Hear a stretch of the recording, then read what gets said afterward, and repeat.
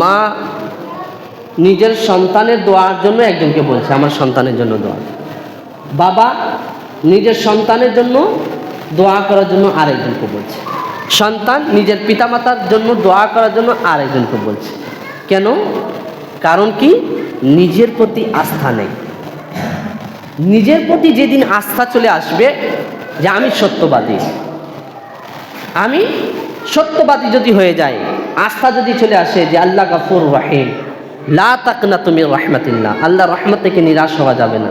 যদি মানুষ সত্য কথা বলতে যদি শুরু করে দেয়, আর মানুষকে যদি না বলে নিজেই যদি দোয়া করে, আপনি বলেন তো সে সত্যবাদীর দোয়া কি কবুল হবে না? হবে না কেন? এক বুজুর্গ রহমতুল্লাহ তাআলা আলাইহি, তিনার কাছে সিদি সাক্তি রহমতুল্লাহ তাআলা সম্ভব, তিনার কাছে এসে মানুষ বলে যে হুজুর একটু দোয়া করেন না, বৃষ্টি যেন বর্ষণ হয়। কতদিন হয়ে গেল বৃষ্টি বর্ষণ হয় না, আপনি একটু দোয়া করেন। এই ঘটনাটি হয়তো সিদি সাক্তি অথবা মারুফ কারখি রহমতুল্লাহ তাআলা, এই দুইজন বুজুর্গের ঘটনা। বললেন যে হুজুর আপনি একটু দোয়া করেন না, বৃষ্টি হচ্ছে না, বৃষ্টি যেন একটু বর্ষণ হয়। তখন তিনি বললেন যে আমি দোয়া করব না, ওই যে সামনে আমার একজন দোকানদার যার ব্যবসা রয়েছে চিনির ব্যবসা করছে, তাকে গিয়ে বলো দোয়া করতে। তার কাছে গিয়েছে, মানুষেরা গিয়ে বলল যে একটু আপনি দোয়া করেন যাতে বৃষ্টি বর্ষণ হয়। বলেন আমাকে কেন বলছো? সামনে আল্লাহর নেক বান্দা, মাহবুব বান্দা রয়েছে, তিনার কাছে চলে যাও, উনাকে বলে দেন না আমাদেরকে হুজুর পাঠিয়েছেন, তিনি বলেছেন আপনাকে দোয়া করার জন্য। যখন তিনি বলেছেন তাহলে আমি দোয়া করব। দোয়া করলেন, যখন দোয়ার জন্য হাত উত্তোলন করেছে, দোয়া এখন শেষ হয়নি, আল্লাহ রাব্বুল আলামিন রহমতের বৃষ্টি দান করে দিয়েছে। মানুষেরা এসে বলতে লাগলো হে আল্লাহর বান্দা,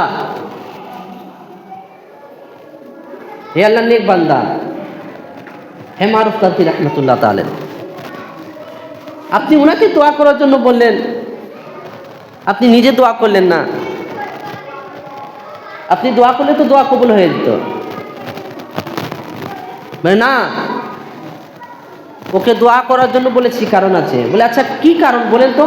এত দ্রুত গতিতে তার দোয়া কবুল হয়ে গিয়েছে। বলি তার দোকান আমার দোকান, এই যে আমরা ব্যবসা করছি, আমি 40 বছর থেকে তাকে দেখছি। এই 40 বছরের মধ্যে আমি একদিনও তাকে মিথ্যা কথা বলতে দেখিনি, সব সময় তাকে সত্য কথা বলতে দেখেছি। এই সত্য কথা বলার কারণে আল্লাহ তার জবানের মধ্যে এমন পাওয়ার দিয়েছেন যে দোয়া করেছে, আল্লাহ তার দোয়া কবুল করে নিয়েছে।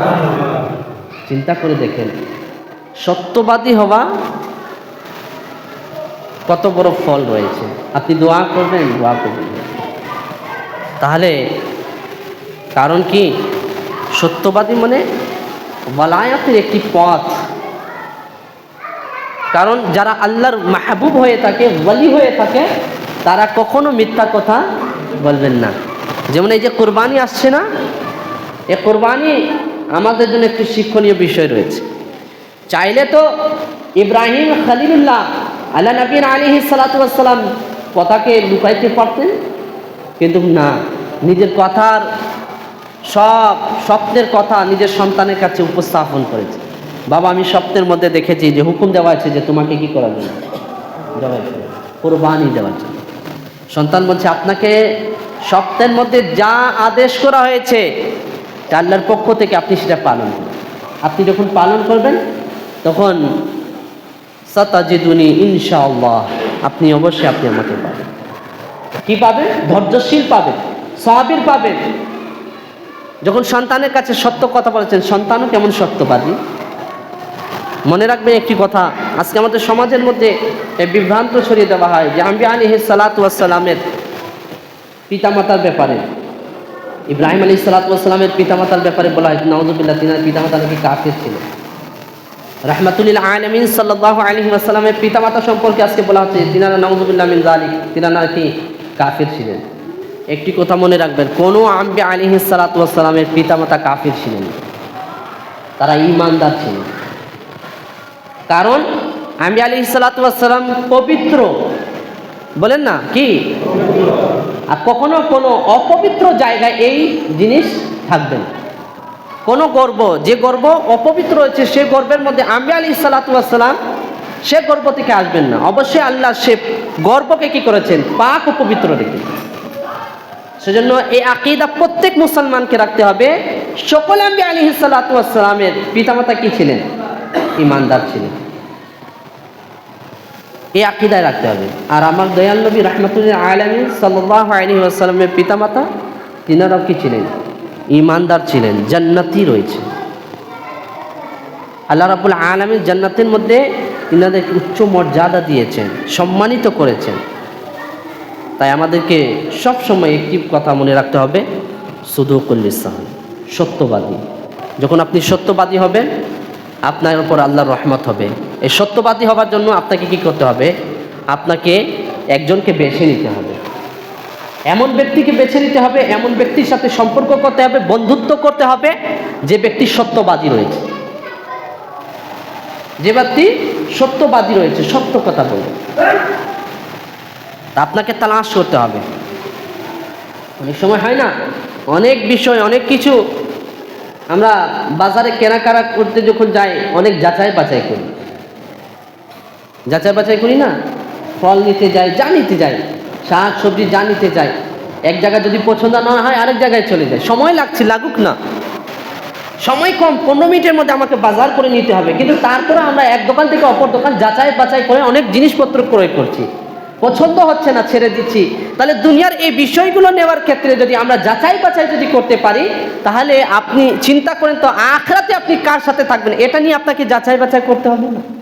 কাকে বন্ধু হিসাবে আপনি গ্রহণ করতে চান? কার সাথে জান্নাতের মধ্যে থাকতে চান? সত্যবাদীর সাথে নাকি মিথ্যাবাদীর সাথে? তাহলে আপনি অবশ্যই, আপনি নিঃসন্দেহে, আপনি প্রত্যেকের জবান যদি আমি জিজ্ঞেস করি যে বলেন তো জান্নাতের মধ্যে সত্যবাদী যাবে নাকি মিথ্যাবাদী যাবে, আপনারা অবশ্যই নিঃসন্দেহে সবাই জবাব দেবেন যারা সত্যবাদী তারাই জান্নাতের মধ্যে যাবে, মিথ্যাবাদী কখনো জান্নাতে যাবে না। তাহলে আপনি জান্নাতে যদি যেতে দেয় আপনাকে সঙ্গী হিসাবে, বন্ধু হিসাবে সত্যবাদীকে গ্রহণ করে নিতে হবে। তা আজকে আমরা বন্ধুত্ব করি, সে বন্ধুত্বের ক্ষেত্রে আমাদেরকে যাচাই বাছাই করতে হবে, সত্যবাদী নিতে হবে, আমাদেরকে নেক বান্দাদেরকে নিতে হবে। যখন এই নেক বান্দারা, যদি সে নেক থাকে আপনাকে নেক বানাই দিবে, সে যদি নামাজি থাকে আপনাকে নামাজি বানাই দিবে, সে যদি জ্ঞান যদি তার কাছে থাকে আপনাকে জ্ঞানী বানিয়ে দিবে।